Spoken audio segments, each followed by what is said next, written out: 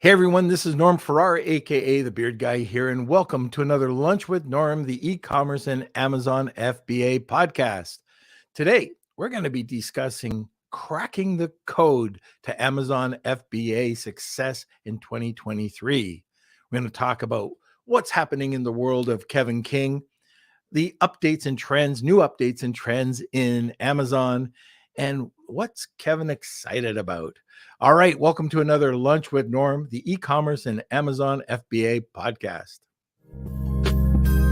Lunch with Norm. Lunch with Norm. Lunch with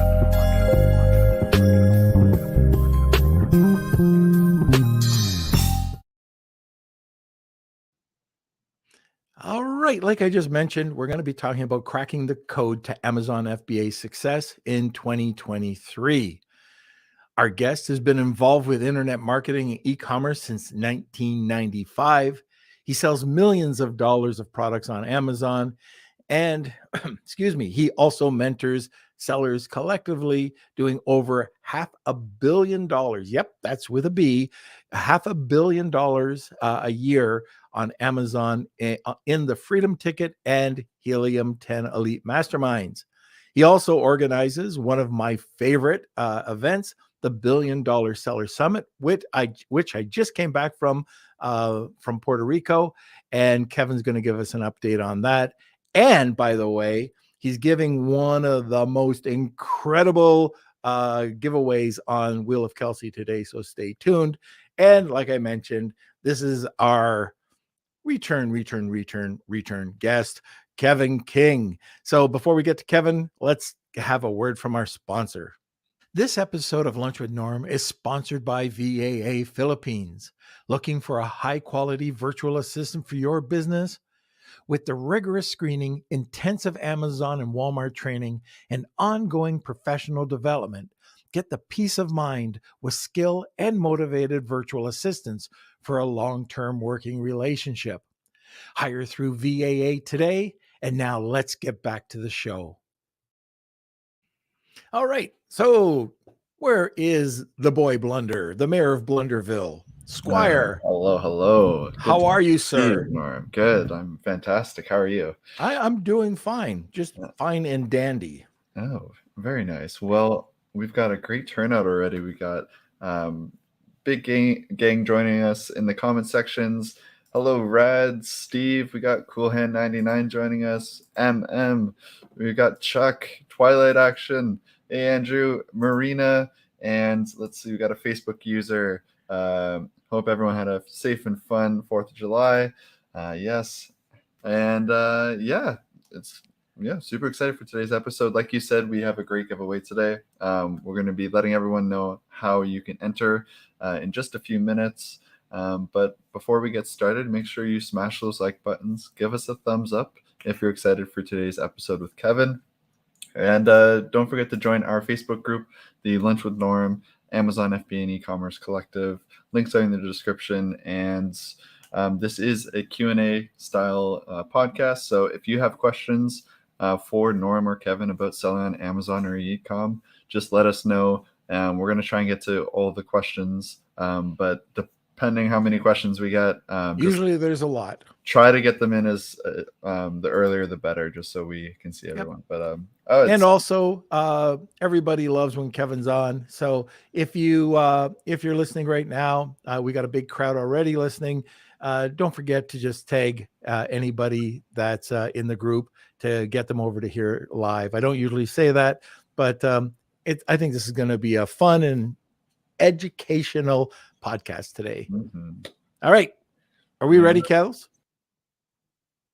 He did that very quickly. I didn't even tell him to get the heck out of here.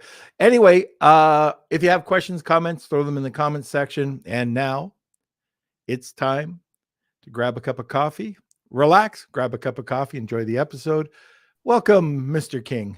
What's up, Mr. Norm? How you doing? Good. I see you're not branding my. No, I'm branding the Aggies today. Sorry, man. Wow. I'm hurt. But you said you're fine and dandy, but do you have candy? I do have candy. If you're finding dandy, you got to have candy. I just wanted to say the word dandy because I haven't heard it in such a long time. You're just showing your age there. Yeah, exactly. So how are you? I haven't seen you in like a week. No, I'm alive and I'm doing well. I just threw a 4th of July party last night, so had like several people over, including some people like Manny Coates, who started Helium 10, was stopped by. So just waking up and recovering from that. Got a mess to clean up out in the living room. Oh, that's why you haven't been returning any of my Facebook messages. That's right. Yeah, yesterday I wasn't online. I just getting on for today, just for you, you. Oh, okay. Well, thank you so much. Look, there's so much to talk about.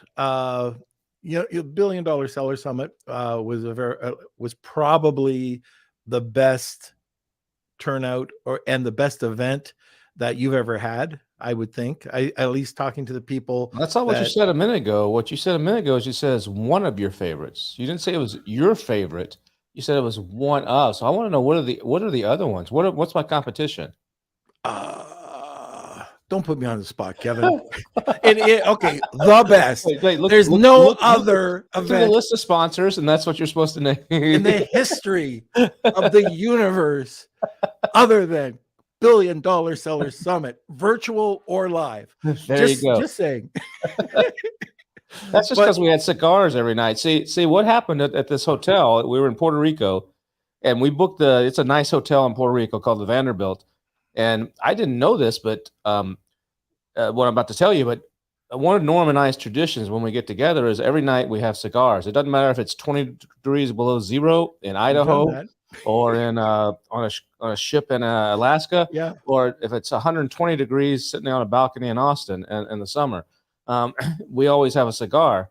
And so at the first night we get together, it's me, Norm, and Kelsey in Puerto Rico. And we're like, where can we have a cigar? Like, well, I've got a balcony on my room. Let's just sit outside on this balcony. So we sit out there and smoke a cigar and have a Coke Zero. And then the next day, from the guy from Cellar Basics, Paul Raffleson, he was like, I'm surprised I didn't see you guys in the cigar lounge last night. And we're like, what cigar? You mean the one down the street?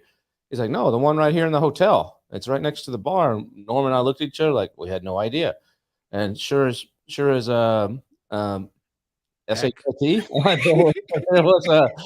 there was a cigar lounge right there in the bar. So we the next 3 nights we closed that down, and I think the hired help went home, and we stayed in there for another couple of hours. The last night was like 4:30 in the morning. It was killer getting up the next day. Yeah, it was. But you know what? It was worth it though, right? We're going to be talking about events and networking a little bit later on, but that is a perfect example and for anybody listening, we do it around a campfire. We do it around a cigar lounge. People come in, we start talking. Like Paul came in for the whole evening and we started talking. We heard stories. We didn't break bread. We smoked cigars, but we learned a lot about each other and we learned education. And then the next night we had Antonio in there, Bindi, and he was talking, and there's just so much knowledge that came out. Sarah Pink was in there, and anyways, this is one of the things that I stress so much on this podcast is it is so important to go out. If it's virtual, that's great. But there's nothing like the networking that you can do sitting around a campfire, either eating marshmallows or smoking a cigar. It really truly is probably the most information that you'll get. It'll just come up and it's like, holy crap, I didn't know you could do that. Yeah, it's not just the tips though. It's also just the relationships that you build and the bonding. Right. And some of it's because I was thinking about Paul, Paul Raffleson was telling some stories, and most of you may know he's Cellar Basics. He's a guy that if you don't know who he is, he's probably the lead person that helped change the tax rules on Amazon as far as getting it to where Amazon became a marketplace and started taking marketplace taxes rather than the sellers being responsible for them. Plus a whole bunch of other stuff that he's done. I'm sure he's been on your podcast here, but he was telling stories about entrepreneurship, about when he was younger, things he did when he was going through law school and things he did, his side hustles and different stuff. And we can relate to that. Norm and I look at each other. Yep. Yeah, we can relate. You tell those same stories in just amongst a group of friends or your family, they're just looking at you like you're a weirdo, or they don't quite get it, or they're just flabbergasted. But when we're talking like that, we're like, we get each other. That's the thing about these events, is it's other entrepreneurs, it's other people with a similar mindset. And there's something refreshing about that beyond just the cool tactics and things you might learn in a conversation. But you can relate. You realize that, hey, you're not the only weirdo out there. You might be the only beardo, but you're not the only weirdo. Yeah. Beardos are not weirdos. I'm just putting it out there right now. But we're going to hook back towards the end, and we're going to talk about networking as well. This just sort of came up in small talk. So, I just wanted to stress that again. It's so important. Now, I know we're going to be getting questions. We've already got a couple questions in, but by the end of this podcast, we'll probably have a ton. So if you are interested in any questions, just throw them over in the comments section. All right, Kevin, is there anything that you're seeing right now in Amazon that's trending, or think people are doing differently in 2023? Well, there's quite a bit, but the hot topic, like for the next week or so, is all Prime Day. And that's something that I'm a little bit different than the crowd on. Everybody's putting out, every service provider in the world and every teacher in the world is putting out, here's the 7 hacks for Prime Day, or what you need to do to prepare. And I'm of the opposite school. I don't do anything. I don't do squat. I don't do anything different for Prime Day, other than make sure I have inventory, and make sure there's inventory and stock, and a little bit extra if I might need it. But all these promotions that everybody's doing, all these gear up for this, gear up for that, I think is a waste of time. Unless you have a lightning deal, or you got a deal of the day, or you're in one of those things, you can move some serious inventory. Or if you want to actually get rid of something, so you ordered 1,000 units and only 200 of them have sold over the last 6 months. You're like, I gotta get rid of these 800. Then it makes sense to actually do some sort of crazy promotion on those and put a big coupon and take advantage of that extra traffic to try to wipe some of those out. But if it's your normal selling products, you're a fool to actually discount them on Prime Day, in my opinion. You're a fool. I would not do that.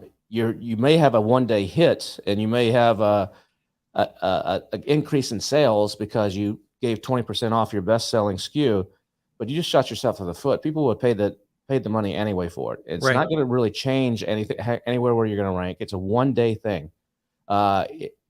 You're better off, in my opinion, to put all the energy that people put into it's marketing BS by Amazon. It's great for Amazon. I mean, it's wonderful for Amazon, but you're better off to put those, in my opinion, and I'm different than most people, put that energy into the fourth quarter, because in the fourth quarter, every day is a Prime Day almost. From Christmas, from basically Thanksgiving time in the U.S. Until shortly after Christmas, till early January. Those days for me are always better selling days than any Prime Day, unless there's an exception to that. Unless I have a lightning deal or a Prime Day deal or one of those special offers where Amazon's really putting you in front of everybody. But those are hard to get, and even if you pay the $500 and up to get one of those, there's no guarantee where you're going to land. I know people that have sent in way extra units and got stuck with them and ended up paying a lot of storage fees, and because they ended up on page 7 or 10 or whatever of the deals that day. And yeah, they had an increase in sales, but it wasn't what they were hoping for or expecting. And then you hear other stories of someone that just crushes it on Prime Day, and does $200,000 on a single SKU or something because they were on the front page of a lightning deal or on the main deals of the day page, or they did something in that way. So that's my philosophy on it, which is quite a bit different than everything else you're going to hear out there from everybody else who joins in the hype and just tries to capitalize on that. I agree, Kevin. Like, excuse me. By the time you do the discounting, by the time you pay, if you're increasing your PPC, you could get killed.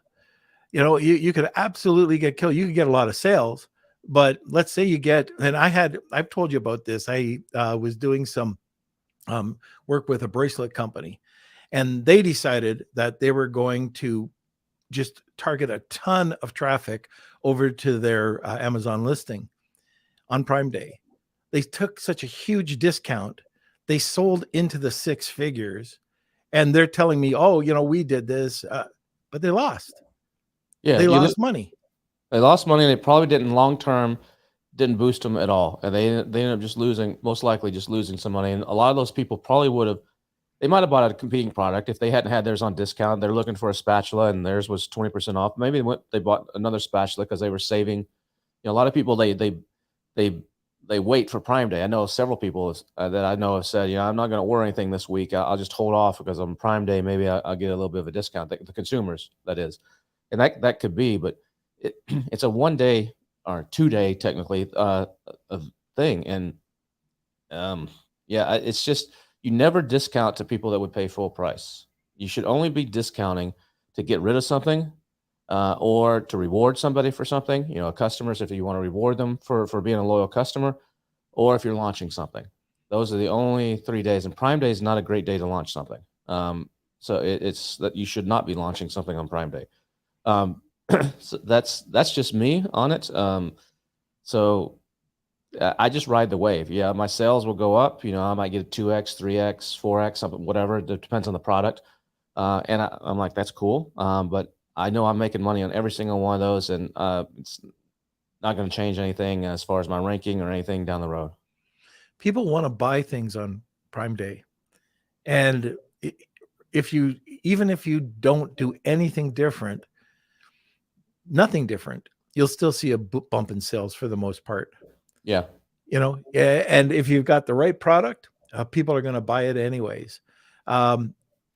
There are like certain products that just don't fall into it, but for the most part, like for me, I'm in the beauty and pet category. I'm going to see a bump in sales, and that's regardless if I put the price down at all. One of the things that we talk about is pre-Prime Day. So sometimes we'll promote that we're having a pre-Prime Day sale. You just said that you don't discount it at all. Yeah. But if my sales are lingering, and I've seen this with some of the clients we manage right now, the majority of them are starting to just dive. Sales volumes out because they're waiting for Prime Day in a week or two. But what we'll do is we'll stimulate that just by putting a pre-Prime Day sale out there. Now that could make sense where if you do a small little discount, just to try to maintain those averages a little bit higher as they're normally falling, to motivate them. That would be, but I wouldn't do a heavy discount, and I would on that. But you might be able to gain a little bit of ranking or something by doing that. So that goes back to what I just said. Unless you should not be doing discounts unless it's for ranking reasons or the reasons I gave. Ranking, that would fall into ranking right there. What you're talking about, right? Yeah, and PPC, it's so dangerous, especially if you're new to the Amazon game. Amazon will want you to spend as much as you can, but you have to remember, like Kevin just said, it's an inventory game. If you have the inventory, and typically, and I learned this from Brian Johnson, but as for the first part, the first third, if I'm doing my average regular PPC, I'm not changing. In fact, I'm lowering the bid at the beginning, bringing it up to 2/3 of the way through. And then if I am going to use PPC, that's the last third is when I'm going to bring it up, because the 2/3 of the day, the people that are out of inventory are gone. And now I have a better chance at landing it at a better bid. But that's something that if you are going to be doing it, but this is my opinion, don't go in, don't bid high. All you're going to do is just blow your cash. I don't know if you have anything to add to that. No, that's just I think I've said my piece on that. I'm all for Prime Day from Amazon's perspective, but from a seller's perspective, just be careful. Yeah, and use it strategically. Don't just fall in line with all the hype. And Walmart's come out with their Walmart Plus days, which starts a day earlier and a day after. So if you are on Walmart, you'll probably notice that you'll get a spike in sales. I know last year when this happened, I was talking to Mikal Chapnick, and she was saying all the clients that she had, for the most part, saw a spike in sales even though it's not as much as Amazon. If you are on Walmart, just take note that I think it's running from the 10th to the 13th. Anyways, it's a 4-day sale. So I'm not sure if you knew about that, Kev. Yeah, I knew they did. I'm not selling right now actively on Walmart, so I didn't know the particulars, but I knew they did something around it. Almost everybody does. All the other online retailers do something around it. Right. Okay, so if you do have any questions, throw them over into the comments section, and we'll be taking them towards the top of the hour.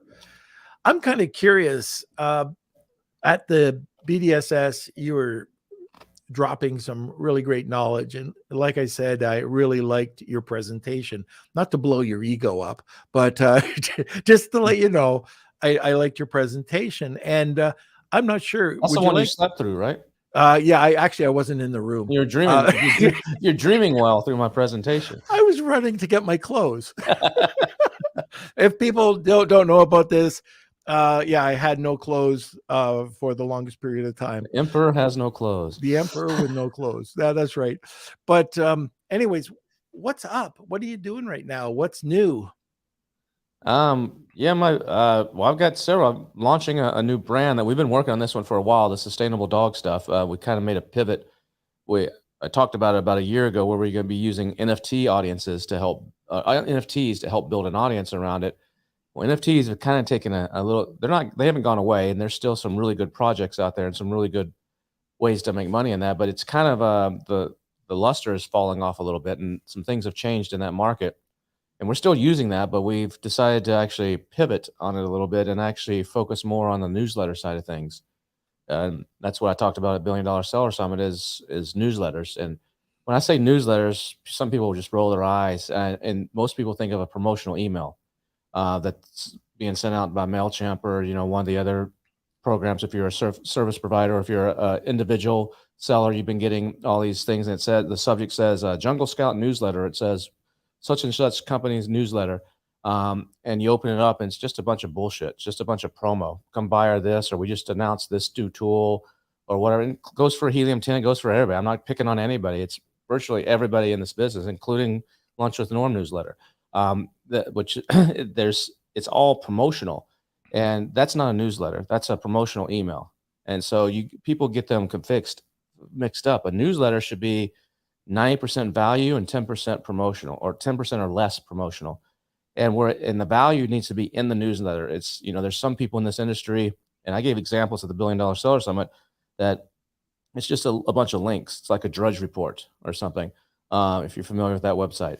And it's just, you got to go click out. Someone's just assembled a bunch of links to Amazon stories on CNBC or on somebody's blog or whatever. You got to go click out, and that's not a newsletter either. That's a compilation of a bunch of links.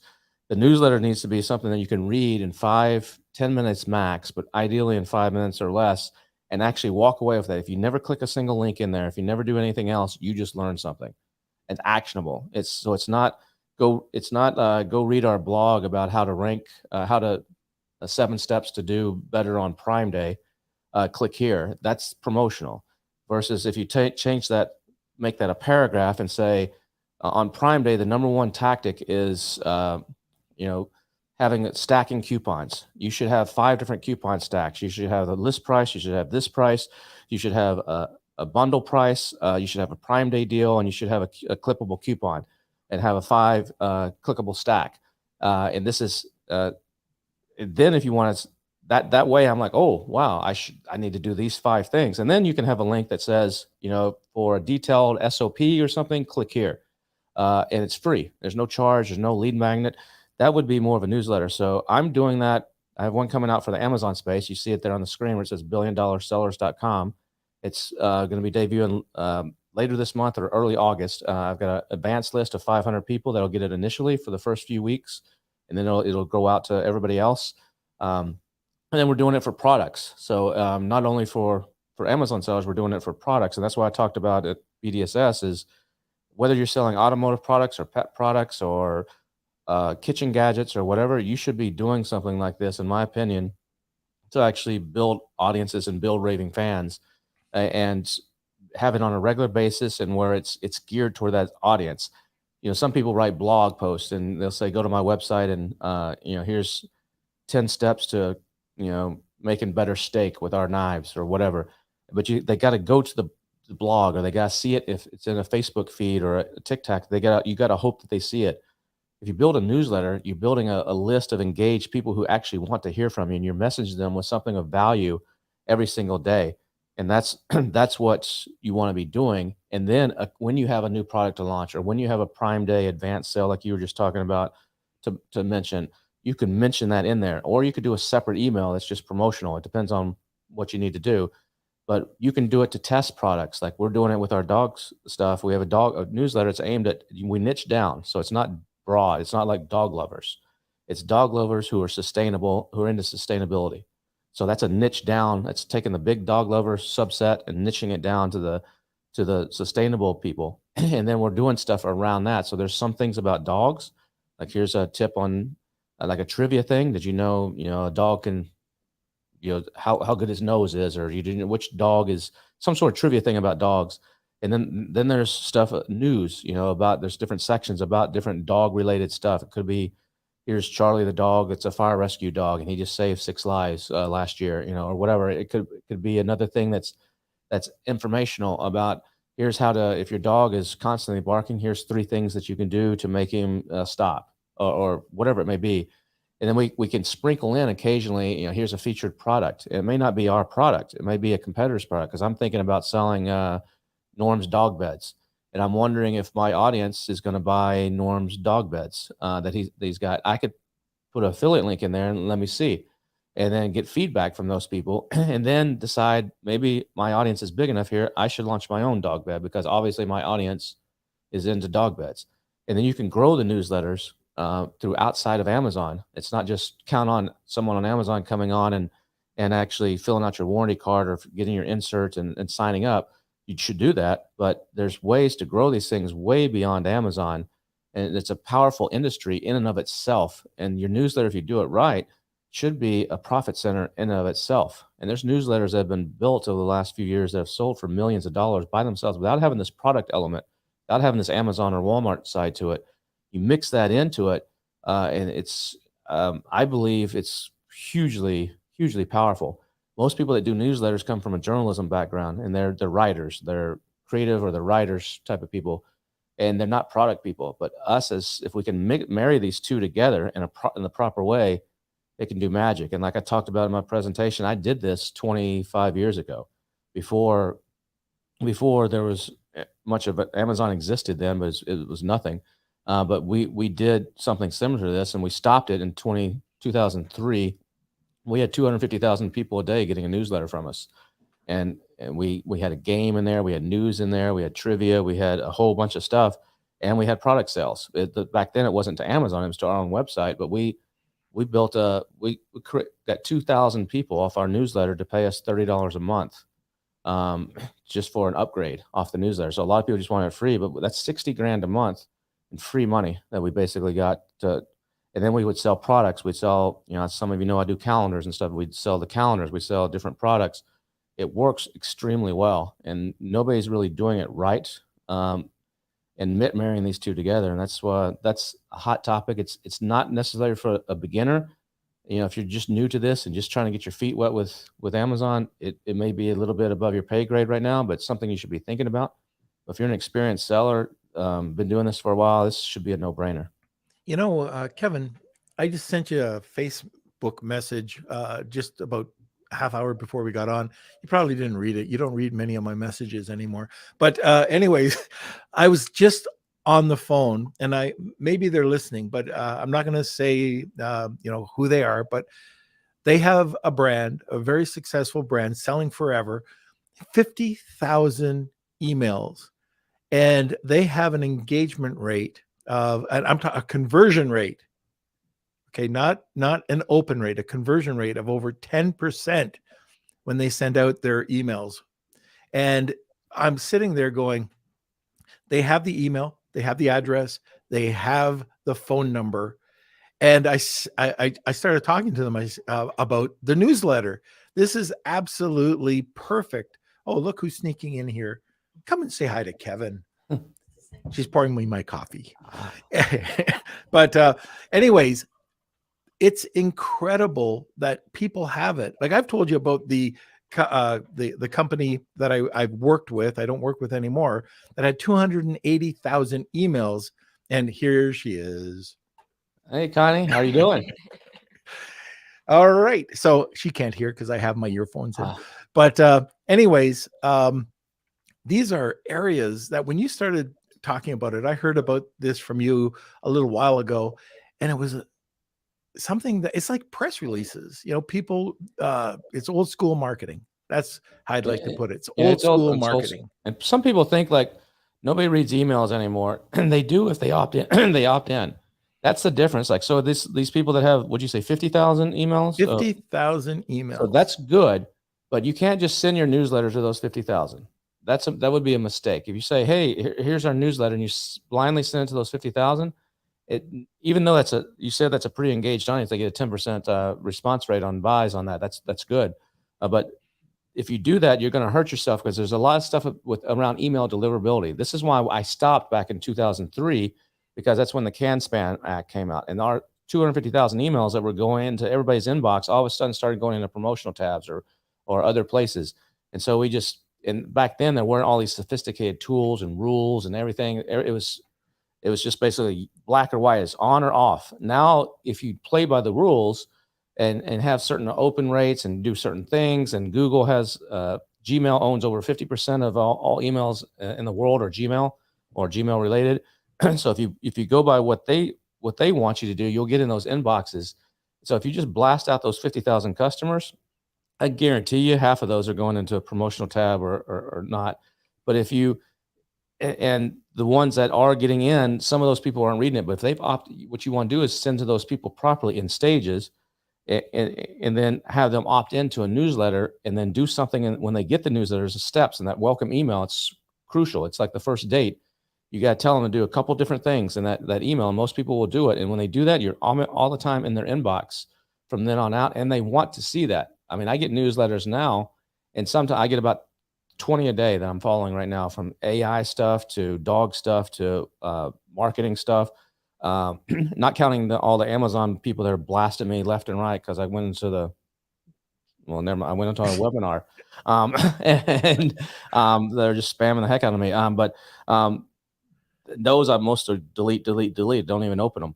But the ones that I get, if I don't have time to read, I spend about an hour a day. I sit down. It's like a relaxing time. I should have a cigar, but I like Norm does. But I just sit with my iPad and I just read them. If I don't have time that day, then I don't delete those emails. It's kind of like when you get a coupon for $20 off a free pizza at your favorite pizza place. No purchase necessary. In the mail, you're like, well, today I don't really need pizza. I got some food. I went to McDonald's, or my wife just made food or whatever. But you put that coupon, you save it. You put it up on the refrigerator for the next day or the weekend or whatever. It's the same thing with these emails. I want to read what they have. And the way the emails are done is they have a personality to them. So that's the key, is when you're reading this email, they're written in a style that there's a personality on these emails. And so you like the way they write it or the way they give the information. And that's critical. It's not just a bunch of facts and here's just someone writing. There's a whole methodology to this. And that's what I explained at the $1 Billion Seller Summit. And somebody here is actually going to get that presentation for free. Yeah, we're going to get to that right now. So perfect timing. We have a lot of people that are listening right now. If this is the first time you're listening to the podcast, at the end of the podcast, we have something called the Wheel of Kelsey, where we give away something free every podcast. Today, we've got something really special. And I mean, this is an awesome giveaway. Kevin, why don't you tell us what it is? Yeah, sure. So we're the Wheel of Kelsey today. I'm going to give away a free replay of the recent Puerto Rico $1 Billion Seller Summit. So this was it's just coming out today. So even Norm, who was there, he doesn't have it yet. He's going to be getting it today, along with whoever wins the Wheel of Kelsey. So I sell them. You can go buy one if you don't win today for $1,500, $1,497. To come to the event, it's about $6,000. But I sell there's a lot of advantage, like Norm and I talked about earlier, to actually be in an event in person. There's but I do have the replays, and it's all 20. It's 20. I think there's 26 videos in there, including the Family Feud contest. It's in there, fun. and a few others are in there. Some good ones. And you'll get that absolutely. Whoever wins today's Wheel of Kelsey is going to get that absolutely free. So I guess what's the rules here? They got to go tag somebody. Oh, that's it. So hashtag Wheel of Kelsey, tag 2 people, and you'll get a second chance or second entry. So again, it's BDSS. If you couldn't get out to Puerto Rico this year, it was awesome. It's probably the best set of content that I've experienced at BDSS. I mean, it's always high level. I mean, you always sell out. And that's why I tell people when you have your events, they better buy their tickets early because they sell out. And just like in Puerto Rico, 120 people, you maxed out, I think, at 120. And I could have 100, but 100, and we had 98. There's a few people, we had about 18 people that bought a ticket, and for whatever reason, they couldn't make it, so they rolled them over to the next year. But yeah, there's 98 plus. Then we add staff and speakers. Yeah, it's about 120 people. Yeah, and they all pay $6,000. So the reason is because of the quality of the content. So hashtag Wheel of Kelsey, tag 2 people, and you'll get entered to win the full set of recordings. Okay, so now let's all go over to a quick sponsor, and we'll come back with Kevin. This episode of Lunch with Norm is sponsored by SureGo Marketing. Ready to take your brand to the next level on TikTok and Instagram? SureGo Marketing specializes in helping entrepreneurs and coaches build profitable brands on TikTok and Instagram, and in less than 90 days. With SureGo Marketing, you can build your brand, create incredible video content, and increase leads without spending a single dime on ad spend. Visit SureGoMarketing.com today and elevate your brand. Now, let's get back to the show. All right. So I see that we have 6 questions. There'll be probably some more coming in.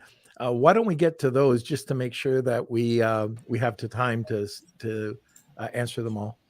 Sure. Okay. So we got some questions about AI from Jet. Please talk about AI and how to leverage AI in your business. Maybe some of your favorite tactics or tips recently, if you have any. Yeah, that's a long talk. That's a big one. That's a big one. The short ones is what people you've seen out there with software companies and people are hyping. Be careful of the hype right now. Everybody's jumping on this bandwagon, so just be careful who you follow. And if you get the replays, you're gonna actually there's one of the presentations all about AI from Steve Simonson. That's excellent. It's way beyond what most people are just doing now with using AI to help them rewrite their bullet points or to rewrite their description or do some analysis on the reviews. And those are all great things, and you should be doing that. But it goes way, way, way, way, way, way beyond that. And that's what Steve Simonson it shows in his presentation, and whoever wins today's Wheel of Kelsey. Also, like what I just talked about the newsletters, we're using it there. We're not letting AI write the newsletter. A lot of people may have a tendency to do that. We let it do a lot of the research, a lot of the legwork, a lot of the composition, a lot of the ideation. AI right now is really good for ideation, whether it's with images or coming out with new product ideas and creating multiple variations of a product on the fly, and then running a PICFU or some other kind of test on those. That's a really good use case right now for product development. Probably the best use case. I mean, the review analysis is good, but some of the tools already kind of do that. And if you're not a native English speaker, you can get a little bit of help, writing your listings and stuff. But the problem with AI is it tends to write everything the same way. So it uses a lot of the same verbs and a lot of the same things, and it's not super creative yet. It's gonna get there, but you got to be careful. I mean, I can have it go in, like for this podcast, I can. Norm and Kelsey could take the transcript and run it through AI and say, "Yeah, write the summary that we're going to put up for SEO," and it would do it. Just read the whole transcript of the podcast and do that. But a lot of times you're going to see those are written in a very similar way. They're going to use a lot of the same. We've got you covered. A lot of the same words. Or you could say, "Give me 6 titles for the podcast. 6 potential titles for this podcast for SEO, and 4 of them have the word enlightening topic or something like that. And so you got to be careful. It's great to get you going for brainstorming, but be careful on relying on it too heavily. That would be, but there's lots of ways, like everything from shipping optimization to product research to optimize to taking, I think you could replace some people. Some people might lose their job, or not necessarily lose their job, but have their job refocused. Yeah. But everything in AI, the power right now is in prompt engineering. So if you're not good, and anybody can go into OpenAI, or there's like 200 different tools. It's not just OpenAI or ChatGPT. That's the big one. There's about 200 other ones out there, and it's growing.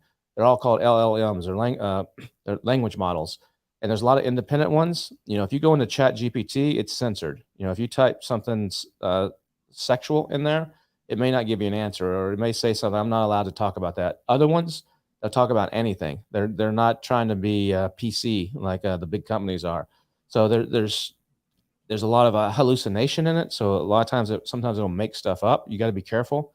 Yep. On some of that. So the technology is game changing. Like Steve Simonson says, it's as important as the invention of fire to humankind, or maybe the wheel. It's going to change. It is going to change our lives in a huge way. It's in its infancy right now, but the key thing that you should be doing right now is actually following it, playing around with it a little bit as you have time, and using it if it makes sense in some of your business, but actually stay on top of it. And there's some great newsletters out there that will actually, I would recommend, like Superhumans, a short one. Neon Pulse is one. Bot Eat? Let me see here. I have it. Yeah, Neon Pulse is one. There's several others, like the Hustle or Morning Brew, that covered a little bit.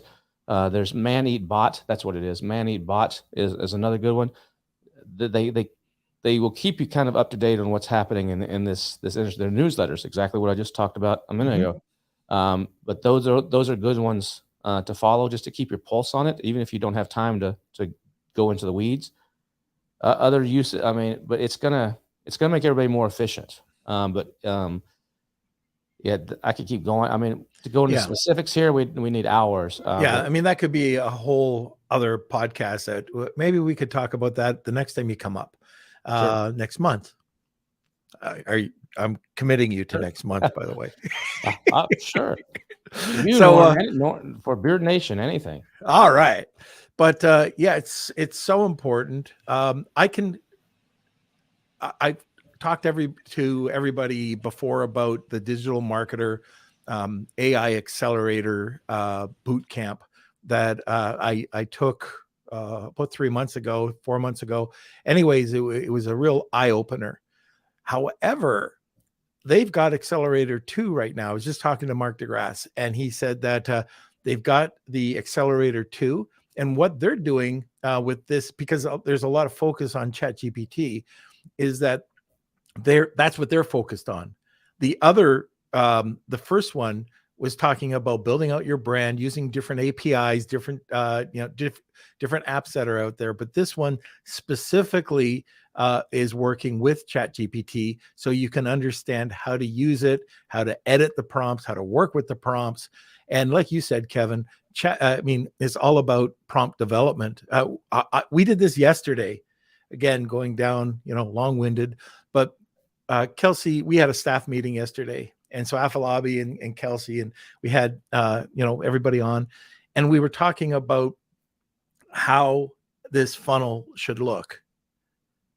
And I used ChatGPT, and I spent the time. I took about 2 hours, 3 hours to put together this new look. And it was incredible what it came up with. What it was good, but without my instruction, which took about 90 minutes worth of typing, the information that came out of ChatGPT, we had the funnel, we had the swipe emails, we had everything that looks fantastic. It made a huge difference. Even making sure that the titles, meta titles, and meta descriptions were engaged, like really engaging, keyword SEO optimized.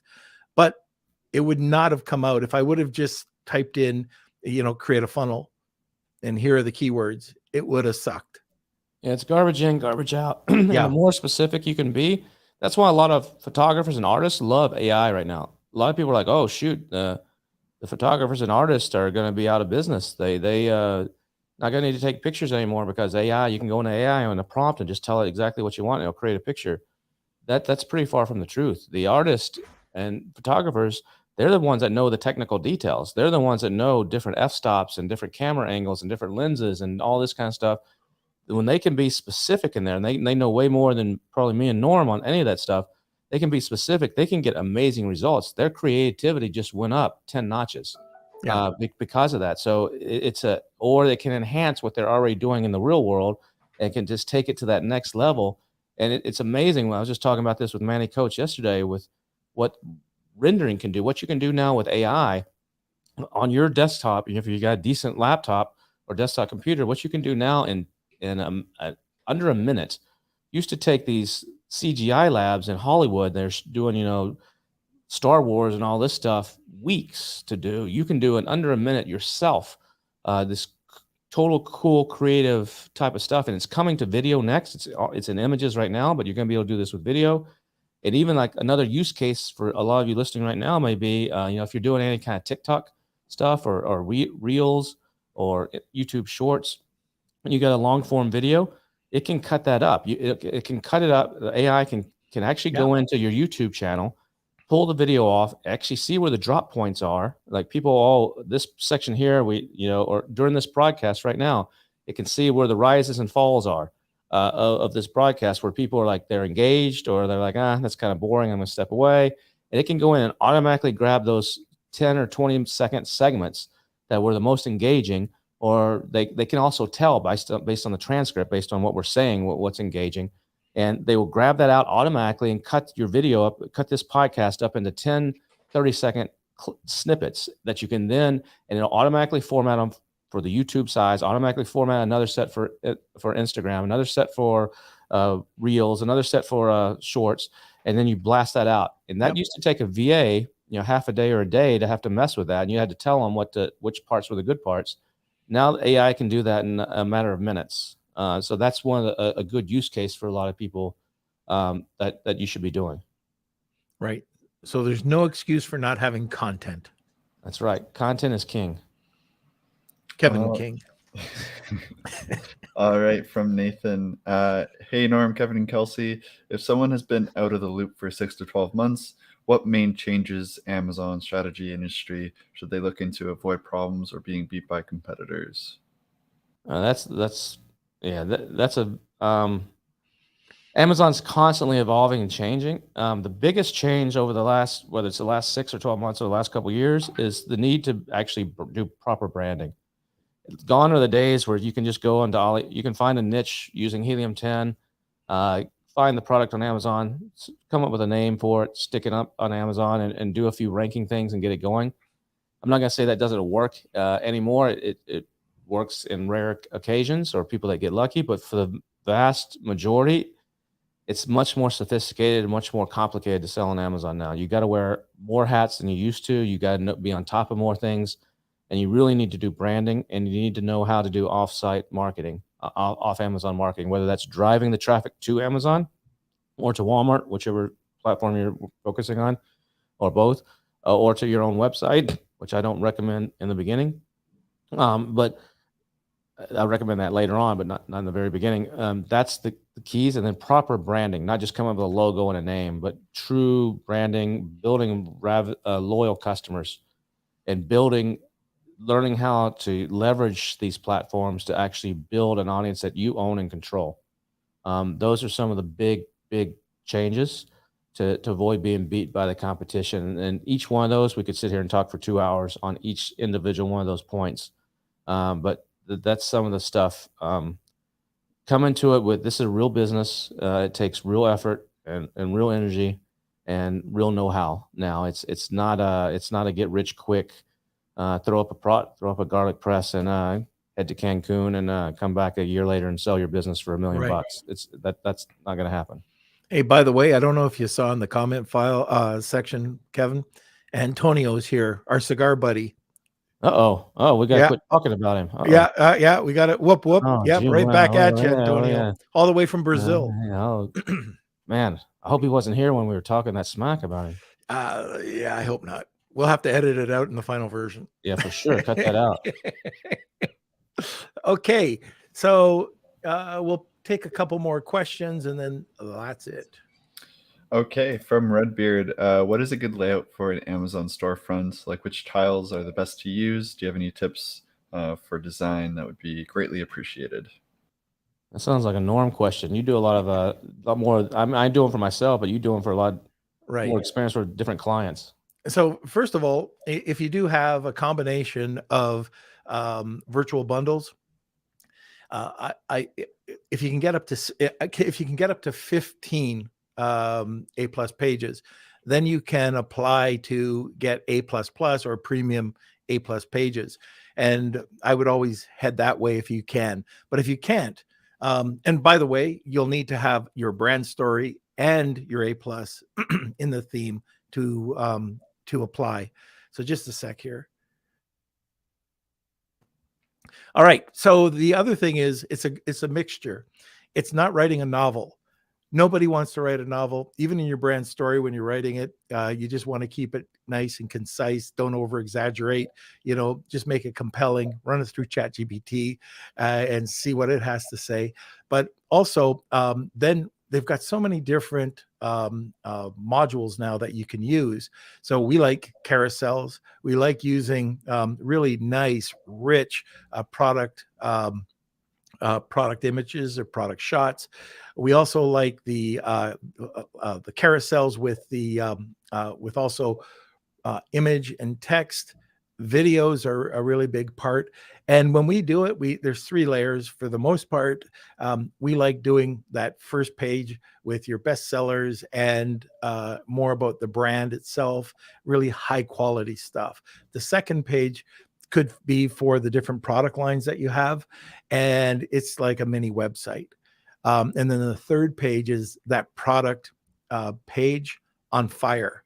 And that's what we're doing. Like if you go to your product, if you're driving traffic over to your storefront, or if people end up on your storefront, people don't realize how the quality of the storefront can look. Like those 3 layers really give you an advantage over your competition.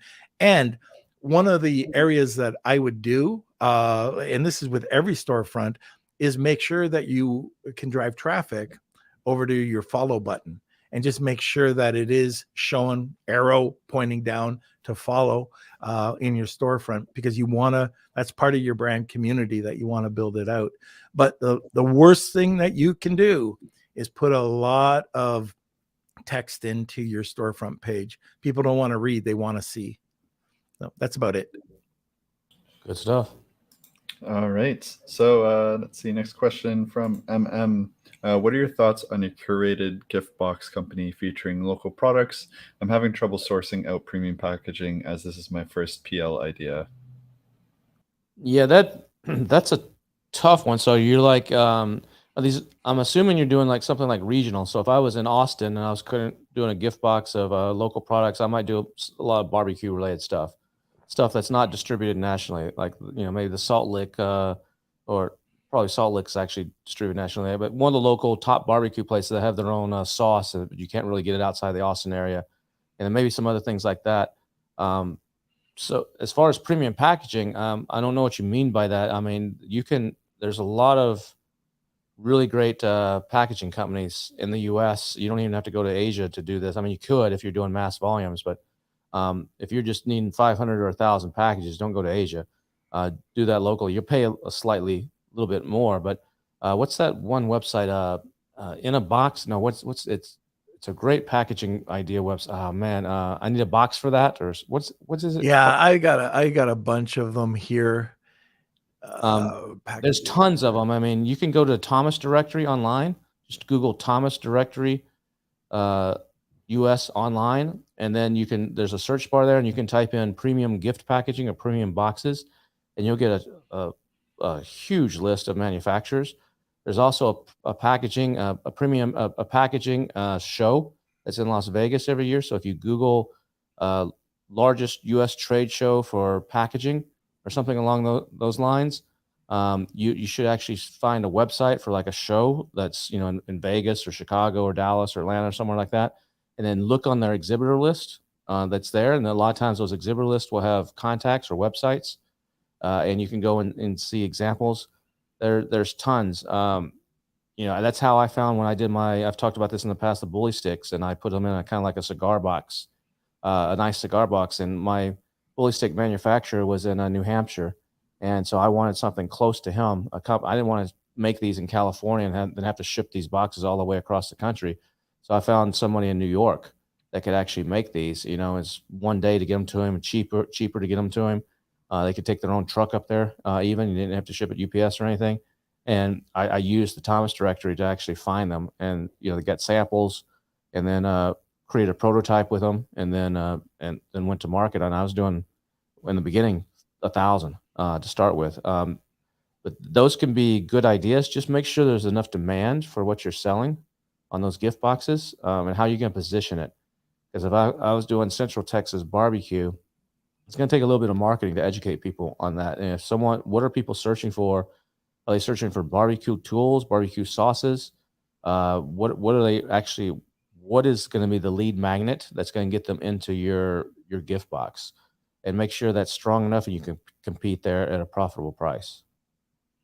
Yeah, there's I know that a buddy of mine, he's come out. It's taken him years, but he's come out with a e-commerce solution for private label sellers that will take really small runs. I'm talking 50 boxes. And let's say, like for me, let's say for soap, there's 72 different scents. And I know my Dead Sea Mud soap or my sandalwood soap will sell a lot quicker than some other scents. So I could go and I could just do a copy change, send it over to them. And now I have these boxes, which I used to have to put a sticker on just to put in the key ingredients. Now I can target it for each one, have it labeled. And this machine that he's got is like $7 million. And he's networked with other groups around the world. So no matter where you are, you can get these corrugate, it's all corrugate packages or tuck boxes or whatever it is. So if it's cardstock or corrugate, it's an incredible machine. And anyways, that's it's called Central Graphics, and we can post that in our group if you'd like, and you can check it out. They're an awesome company. They're one of the top 50 managed companies in Canada. He's been a buddy of mine for years, and it's out there now, so it's really something cool to take a look at. Yeah, there's one called thecustomboxes.com that I have in my bookmarks. Another one, if you're into sustainability stuff, there's several that do that. Oops. Let's see if I can find a couple others for you real quick. Looking for premium packaging. Sorry, I just got to scroll through here. There's actually, if you want actually a good training on this, there's something called packaging psychology. I know Norm has talked about this in some of his presentations. I think in the $1 Billion Seller Summit, you'll get something. The winner of this is going to get a replay. But Nick Kolenda, NickKolenda, he does marketing psychology. He's got a newsletter, but he actually did a whole breakdown on it's like a PDF guide. If you Google his name and packaging psychology, and you should probably find a link to it. Download that, and that may give you some good ideas on packaging as well. He's got a lot of really good examples in there that I recommend. Okay. So last question, Kels, before we get to the wheel. All right. Let me see. First, Amy says, hey, guys, two of my favorite guys on one show. It's Amy Weiss. So I just want to shout her out. Good How's it going, Amy? What's up, Amy? Let me see. Next, the last episode or last question from Adrian. Heard that giveaways are not valid anymore. What are other things we can do for giveaways or ranking? There's still people doing giveaways. So don't think that that's gone away. It's just a little bit more under the table now. But you can have friends and family buy. They can't leave reviews, but I know several people that I've reached out to friends and family or people in their network, their church or whatever, and say, hey, I just launched this product. Do you mind supporting me? Go buy it. Sometimes you might give them a rebate back, but you don't have to do that. A lot of them will just do it out, unless your product's crazy expensive, they'll do it just out of support for you. And you can tell them, go click on my ad, start running ads and say, click on my ad. Don't go find the product, but I want you to click where it says sponsored. And you might be saying, why would I do that? I'm going to be paying for that ad. Like, yeah, you actually want to pay for that ad because it juices the algorithm. Because then Amazon's saying, oh, shoot, people are clicking on the ads. And it also looks natural. If your product, when you first launch, is on page 11, it's not very common for a lot of people to scroll to page 11. If Amazon starts seeing with their AI patterns of everybody scrolling to page 11, they're going to be like, something fishy's going on here. But if they're clicking on the ad, then it makes sense. And then that boosts your ad conversions. It helps you show more ads. So there's lots of things you can do around that as well. That's use the buying program for reviews whenever possible. There's some tricks around that that you got to be careful with, but some people will put multiple variations of a product. They're only going to sell one, say the red color, but they'll make 30 of a black color and 30 of a pink color, put them as separate products, get 30 reviews on each, and then merge them together and maybe never do the black or pink version again. They just do a handful of them as an off. There's people that do that to help get some things going. But advertising, if you have an outside list, if you have a newsletter like what we talked about earlier, a proper newsletter, not a promotional newsletter like 99% of them are, but a proper newsletter, that's a great way to launch as well. The key here, that's kind of back on the question someone said, what's the biggest things that have changed? You need to, on Amazon, in the last 6 to 12 months or even beyond, is you need to figure out how to build an audience, your own audience that you completely control. Not Facebook controls because it's on a Facebook page or TikTok controls based on the algorithm. Those are great ways you should be using those channels to generate leads, but you need to get everybody to email. You need to have, that means to be your number one target on every single thing that you sell or do is how can I get this person to opt in, not just give me their email, but to agree that they want to hear from me additional times. And then if you can get their phone number, great. If you get their snail mail address, even better. But you should be, that's your key asset, because if everything blows up on your business, and I've had this happen where everything just blew up, algorithm changed on Amazon, a competitor took me down, pricing changes on something. I was able to pivot because I had a list of customers, and it may be pivot to the same product and now drive them to Walmart or to Shopify, or pivot to a whole different thing that those people want. And one of my businesses I've been running for the calendars, the business for 20 some odd years. And we sell a lot on Amazon, like a lot every fall on Amazon. And it's hugely, hugely profitable. I've talked about this, $1.50, $1.60 this year landing cost. We sell them for $20 and I do no PPC, zero PPC. And we sell hundreds of thousands of dollars, of every one of them on Amazon in a matter of a month or two.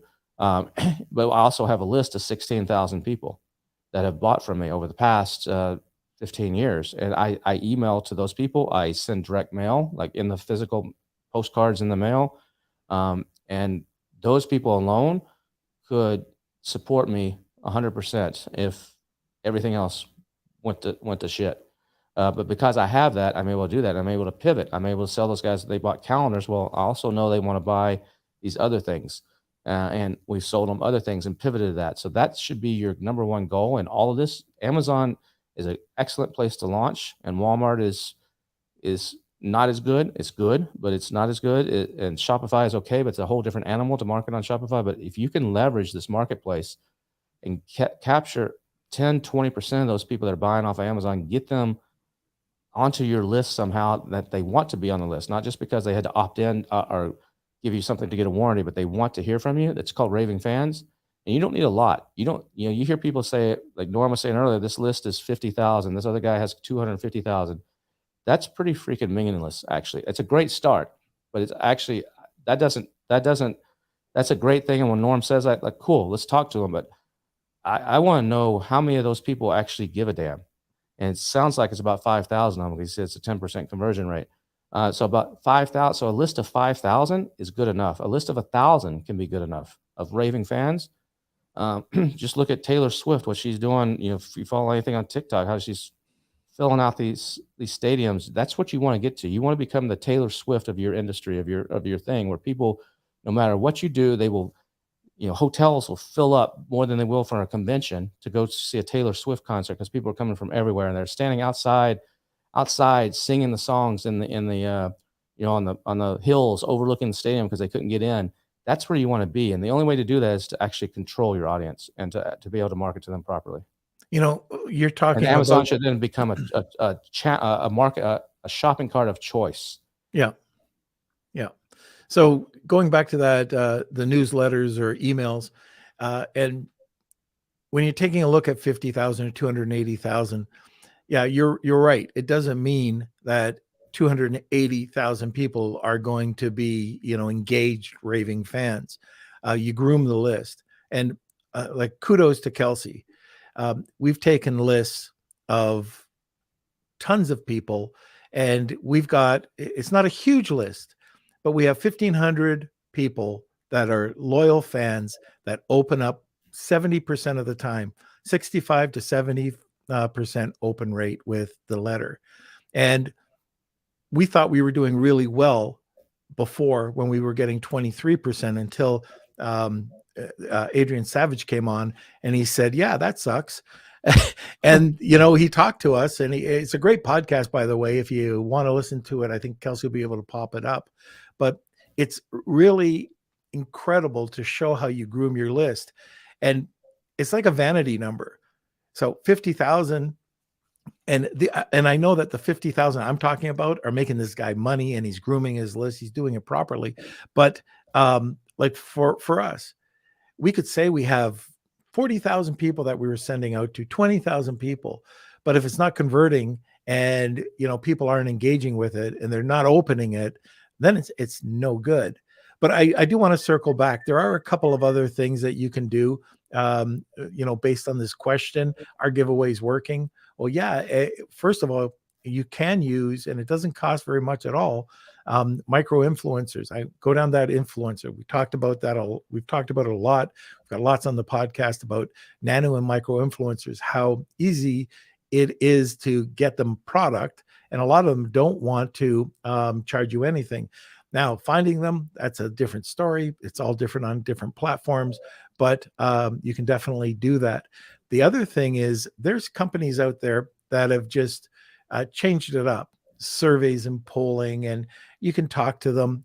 They're the same companies that were around before. You've got the Rank Bells of the world, Rebate, who's one of our sponsors. They do exactly that. They'll go out and find actually micro and nano influencers and get them to talk about the product. But there's a lot of them, IntelliRank, AZ Rank. But these are all companies that will do exactly what you're talking about without the search, find, buy feature. So anyways, Kevin, I don't know if there's anything that you want to say to wrap it up, but then we'll go over to a sponsor before the Wheel of Kelsey. I'm good. You're good? I'm good. All right, then. Okay, so we got an incredible giveaway. If you've just joined us in the second half, Kevin is giving away the BDSS recordings. Now, this is a $1,500 value. Nobody's got them. They're just being released today. And if you enter #Wheel of Kelsey or tag 2 people, you'll be able to enter into this. Now, you only got about 30 seconds before we go over to the wheel. So, all right, Kelsey, hit the button for the sponsor. This episode of Lunch with Norm is sponsored by Rebate. Attention sellers and brand owners, want to reach more shoppers and boost sales? Rebate's platform connects sellers with shoppers seeking great deals on new products. They make it easy to offer promotions, handle rebates, and ensure seamless redemptions. With countless reviews from satisfied customers, Rebate is the go-to solution to increase your sales. Visit rebate.com today and start reaching more shoppers. Now let's get back to the show. We are back. And I think we have a couple of entries today, don't we, Kels? Just a couple. Yeah, we got a ton right now. So yeah, let's head over to the wheel and see who the winner is. It's time for the Wheel of Kelsey.